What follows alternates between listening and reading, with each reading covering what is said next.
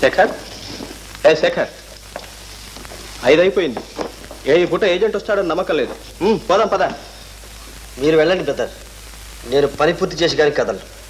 పొద్దున ఏజెంట్ మొహం ఆచాడు చివాట్లు పెట్టాడు. అందుకని 6 గంటల దాకా ఈ సమాధిలో కూర్చుంటావా? నీ కర్మ. రారా.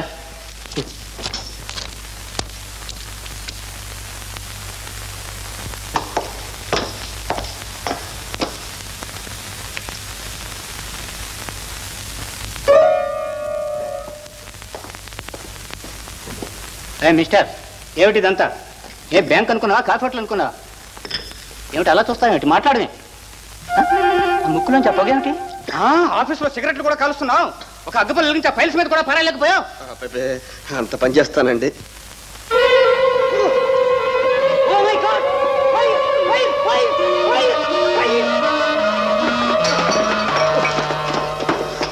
సారీ సార్, పొరపాటైపోయింది. Excuse me. అమ్మాయ, గుండె ఆగిపోయినంత పని అయింది. ఇప్పుడు కొరత పడిందా సార్? ఇటువంటి పిచ్చి పిచ్చి వేషాలు వేసామంటే డిస్మిస్ చేస్తాను. జాగ్రత్త. సార్ సార్ నన్ను క్షమించండి సార్. కాఫీ కోసం నేను బయటికి వెళితే ఆలస్యమైపోతుందని కాఫీ టిఫిన్ ఇక్కడికే తెప్పించుకుని తిని పని పూర్తి చేద్దాం అనుకున్నాను. ఏమిటి ఈ పనంతా ఇప్పుడు పూర్తి చేద్దామన్నా? అవును సార్. ఇవన్నీ కట్టిపెట్టి పొద్దున్నే రామాపురం వెళ్ళి ఆ జప్తు సంగతి చూడు. ఏమిటి?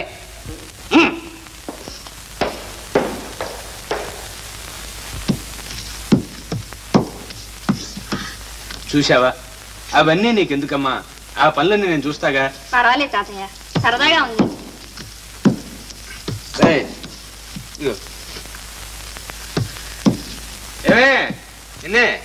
వస్తున్నానండి.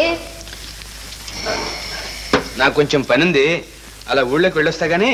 వంట అయిపోయిందిగా, భోంచేసి వెళ్ళకూడదు? ఇప్పుడు నా భోజనానికి ఏం తొందరలేవే. చూడు, లతకు వాళ్ళ పెళ్లి ముహూర్తం నిశ్చయం చేసుకుంటున్నారట. ఎవరు? అదేనే మన నాగభూషణ్ గారు అమ్మాయి లత. ఆహా, ఒకసారి అమ్మాయిని తీసుకుని వెళ్ళిరా. వాళ్ళ అన్నయ్య మరీ మరీ చెప్పి వెళ్ళాడు. అబ్బా, ఇప్పుడు నాకెక్కడ తీరుతుందిలేండి. అమ్మాయిని పంపిస్తాను. చూడమ్మా, నువ్వైనా వెళ్ళిరా. మీరిద్దరూ కలిసి చదువుకున్నారా? వెళ్ళకపోతే చిన్నబుచ్చుకుంటుంది. సరే తాతయ్య.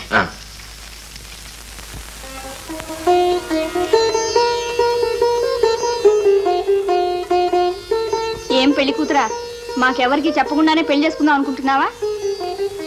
అబ్బో, నా దగ్గర ఎందుకు అంత సిగ్గు? రేపటి నుంచి ఆయన దగ్గర చూపించు. లత, ఏం జరిగింది? శుభవాన్ లగ్నం పెడుతుంటే ఈ కన్నీరేమిటి? ఇదంతా నా దురదృష్టం వసు. నువ్వు అదృష్టవంతురాలి వదిన. కూతురికి బంగారం లాంటి సంబంధం కుదిరింది. నాదే ఉందమ్మా, అంతా అమ్మాయి అదృష్టం. నీకంత ఇష్టం లేకపోతే స్పష్టంగా చెప్పేయటం మంచిది లత. చెప్పాను, ఎంత చెప్పినా వాళ్ళ చెవికెక్కితేగా. నేనేమైపోతే వాళ్ళకి? చదువుకుంటాను ముర్రో అని గోల పెడితే పెద్ద చదువులు చదివితే పెళ్ళిళ్ళు కావని మాన్పించారు. ఇష్టం లేదని ఎంత మొత్తుకున్నా ముహూర్తం పెట్టిస్తున్నాడు అన్నయ్య. అదేమిటి లత, ఎప్పటికైనా పెళ్ళంటూ చేసుకోవాల్సిందిగా. ఏం చూసి చేసుకోమంటావు వసు? చదువా? పెద్ద బాల శిక్ష అయినా పూర్తి చేయలేదట. మనిషిని చూసావా? గున్నయ్య. ఒక్కసారి చూసావు, ఇక రాత్రికి కల నిండా ఏనుగులి.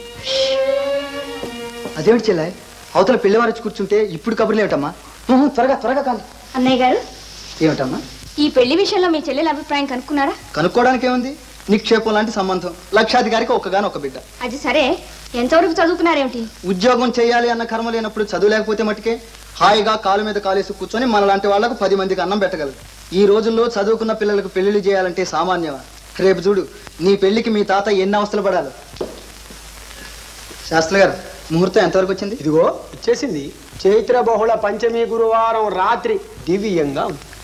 అయితే ఇంకే ఖాయం చేయండి. ఖాయం చేయండి. నాకు ఇష్టం లేకుండా ఈ పెళ్లి ఎలా చేస్తారో చూస్తాను. తప్పులత,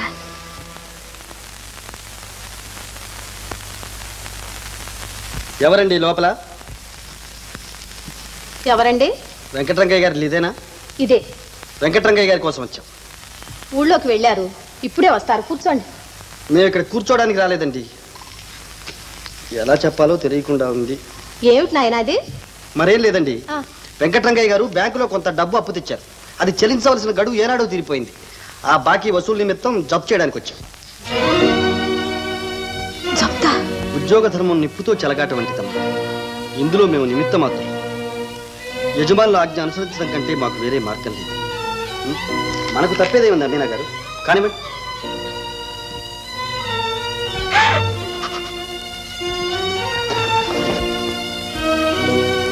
అలా భయపడతారు ఆవుకి.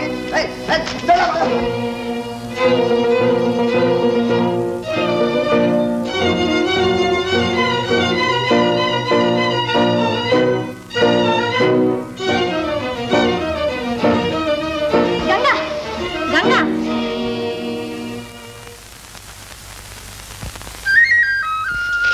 మీరా మీరా ఇక్కడున్నారే? ఇదే మా ఇల్లు. అరే దెబ్బ తగిలిందే, రక్తం వస్తుంది, రండి లోపలికి. ప్రమాదమైన దెబ్బలేం తగలేదుగా నాయన? అబ్బే ఏం లేదండి, ఏదో కొద్దిగా గీసుకుపోతే పెద్ద కట్టుగట్టి కోతిపుడుని బ్రహ్మరాక్షస్ చేసింది. వాడి మాటలు నమ్మక తాతయ్య, మరెప్పుడు అబద్ధాలు ఆడుతూ ఉంటారు. ఇంతకు ముందు వేరే నువ్వు ఎరుగుదు అమ్మా? ఎరక్కే వారు ఒకసారి కోర్టులో తప్పుడు సాక్ష్యం చెప్తుంటే నేను అక్కడే కూర్చొని విన్నా. అటువంటి పనికి దిగవలసిన అవసరం వచ్చింది నాయన. తప్పు చేసిన ఒక అమ్మాయిని రక్షించడానికండి. ఎవరా అమ్మాయి? ఆ అమ్మాయి అండి నాకు చాలా కావలసిన అమ్మాయి అండి. చూడు నాయన, నువ్వు ఈ రాత్రికి ఇక్కడే ఉండి మాతో పాటు భోంచేసి రేపు ఉదయం వెడుదువు గాని. నాకు పట్టణంలో చాలా అర్జెంటు పని ఉందండి. పల్లకేం లే నాయన, అవి ఎప్పుడూ ఉంటూనే ఉంటాయి. పెద్దవాడిని, నా మాట కాదను. ఏమే, అబ్బాయి కూడా ఈ రాత్రికి భోజనానికి ఇక్కడే ఉంటాడు.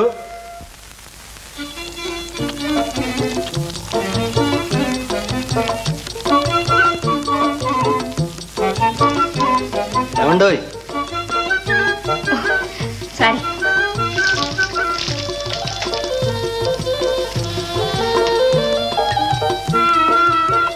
ఏమిటండి? టవలు ఎక్కడ పెట్టాను? ఎక్కడో పెట్టింది టవల్ కాదు, మనసు. ఇదే నాయనా మా కుటుంబ పరిస్థితి. అమ్మాయి అల్లుడు కాలం చేసినప్పటి నుంచి వసంతరం మేమే పెంచుతున్నాం. అరే ఏమిటి ఎలా పోషిస్తున్నారు? వేయించుకో నాయనా, ఈ వయసులో కాకపోతే ఇంకెప్పుడు తినేది. ఆ ముద్దపప్పు ఆవకాయ కలుపుకుని చారెడు నెయ్యి వేయించుకుంటే అమృతప్రాయంగా ఉంటుంది కదా. వడ్డించమ్మా, వడ్డించు. చాలు చాలు, తాతగారు కలుపుతున్నది పప్పే, వడ్డించండి. నాకా? వద్దమ్మా, వెన్న నెయ్యి తినే వయసు నాది. మీ వయసులో అయితే రాళ్ళు తిని హరాయించుకునేవాడిని. ఇప్పుడు తింటే ఆయాసం, తినకపోతే నీరసం.